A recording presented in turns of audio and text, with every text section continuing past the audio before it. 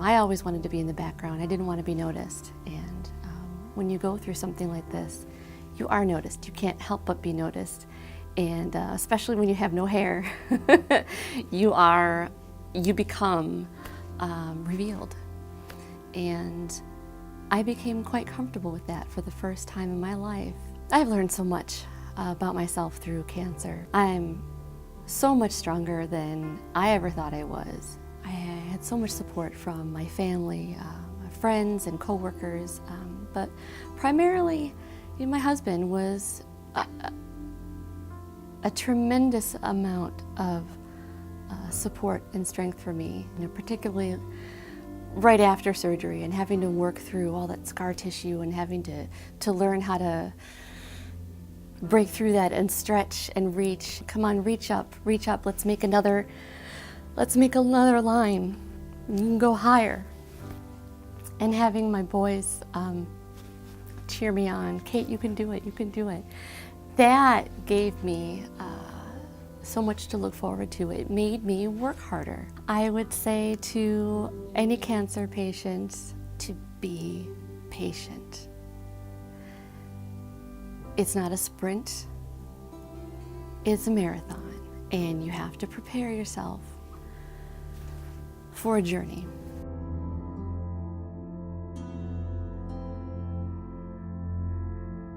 If you would have told me 5 years ago that this would happen, I would have, probably freaked out, but I think I handled it pretty well. Everyone was always texting me, sending me messages before chemo, good luck. So I knew that I had people there for me if I needed to talk or something, and I did, and I think that's probably the main thing that helped me out the most, was being able to talk if I needed to. No matter how bad you think you may have it, someone's always got it worse. It sucks, but it's just something you have to do to go and get your chemo, get your treatments, and just keep pushing through it. It's something that every day I think about when I get up, because it sucks getting up at 6 in the morning and going to school. But I think it's something good to think about where I could be at the moment. And it makes school seem fun almost. I think about what I would have given to be going to school and getting up at that time, as opposed to being knocked out in the hospital. It just opens your eyes up a little bit, gives you a different perspective. And also living for today, not pushing things off, because you don't know when your time is going to come.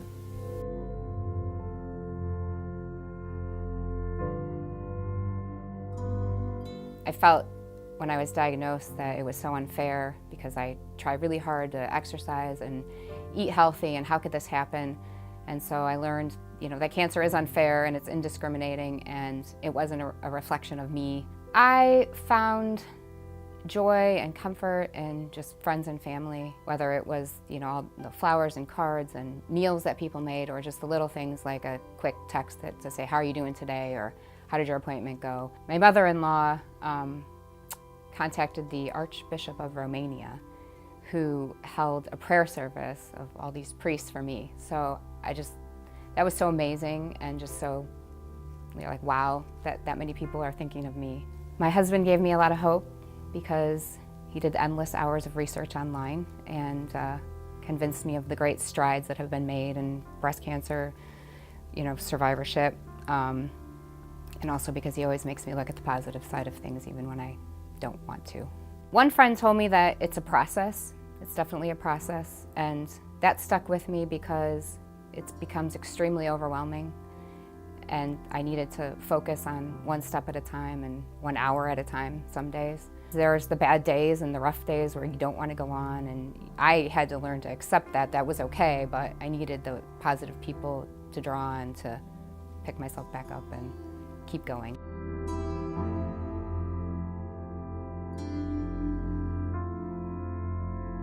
I joke that I love my birthday, which I do.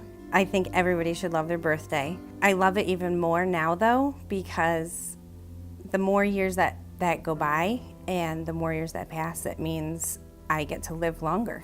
So I beat it, basically. I try not to talk about it. I don't know why.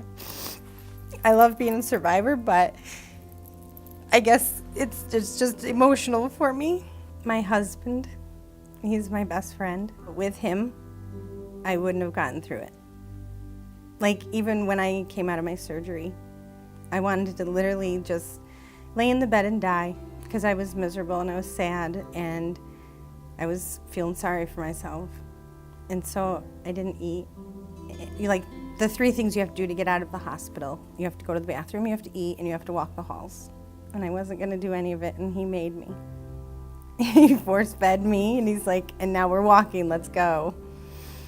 And I was in a lot of pain. I didn't have my voice when I first got out of surgery, and he was making me laugh.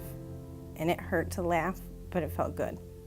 It's not fun, and it's not easy, but you can do it. So don't be negative, and don't feel sorry for yourself. You can do this. Everything's gonna be just fine.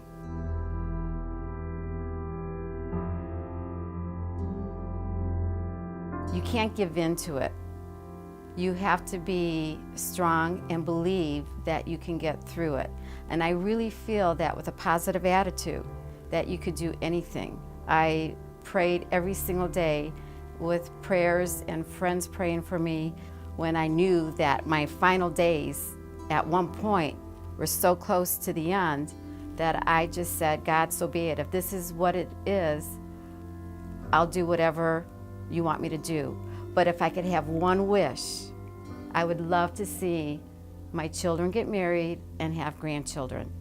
And so far he's granted me 2 grandsons, beautiful grandsons. When I left that doctor's office, my oncologist, and he said, you don't have to come back. I'm like, oh my gosh.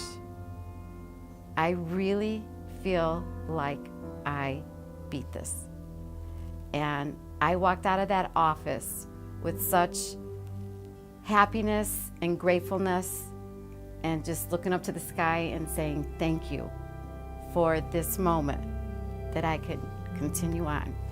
The advice I would give to a cancer patient is never, never give up. Always stay positive. Don't ever say, why me? Sure, you're gonna have bad days, you're gonna have awful days, but keep going and take one step at a time.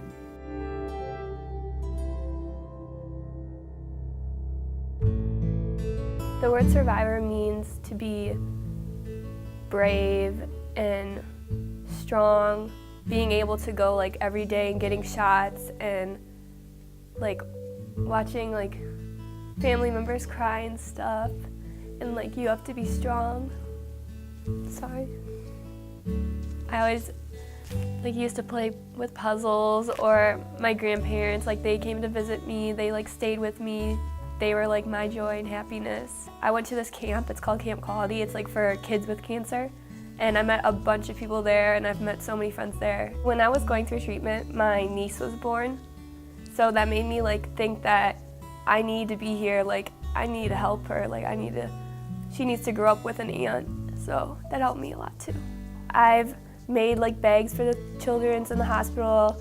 I've done many walks. I've made like teams for walks. I've done a lot of stuff. I would give a current cancer patient advice by saying, you're just as strong as everyone else that beat cancer. You can do it too. Don't ever like give up. You're just as strong.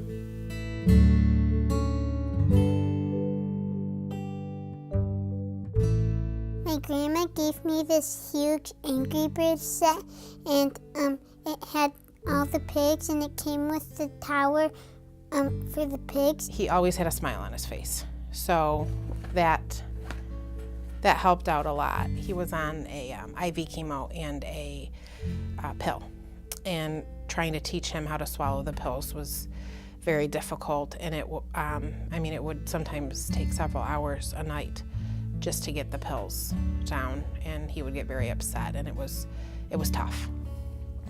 It was tough to watch. The idea came up to make Embrace Trace bracelets, and they're gray for brain cancer. And I think Michael, my buddy, I think he came up with your 7th grade buddy, and they sold them at school, and then they donated all of the money to Trace. You know, trying to find the silver lining and everything, I got to spend a lot of time, a lot of quality time with him, and I really treasure that. And just a lot of support from the church and family and friends. So that helped out a lot. It was easy. Easy peasy lemon squeezy.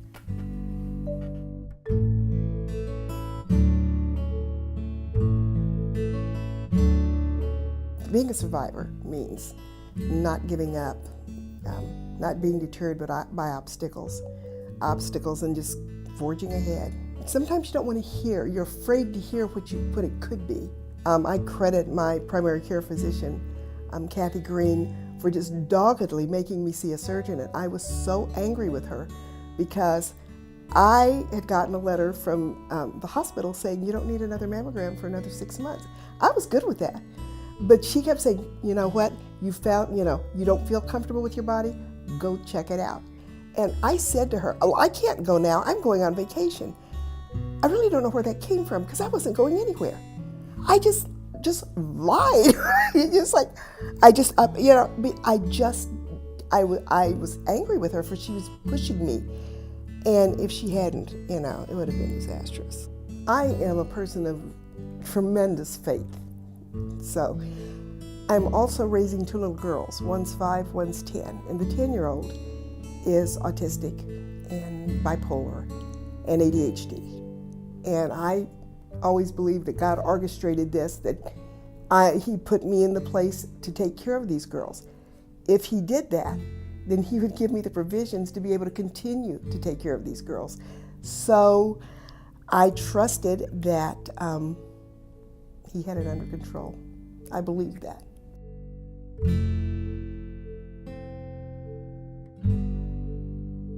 I had to beg my best friend's dad to shave my head. My dad refused to shave my head. He's like, it's not falling out. I'm like, Dad, do you see the shower floor? There's clumps of hair. It's coming out. Just shave it. So I quit losing it all.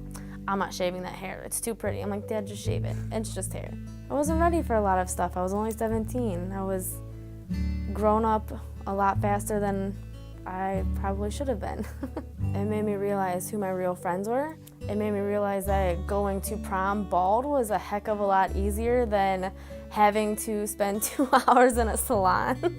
I was at the Cleveland Clinic's Children's Hospital on main campus, and it was kind of an interesting environment. You got to see little kids running up and down the hallways like skateboarding on their IV poles, and they brought the joy into it, even though they had this nasty medicine hanging from a pole going through their system all day long. They were making games out of it. I have some of my best friends from going through the worst period of my life, but it was a good experience. As rough as it was awesome. It was the best experience of my life.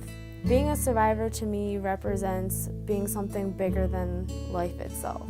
It's being hope for someone else. It's being more than a statistic. It's being something that people have to look forward to. It's something that you can smile and laugh about, even though it was probably one of the hardest things I've ever done.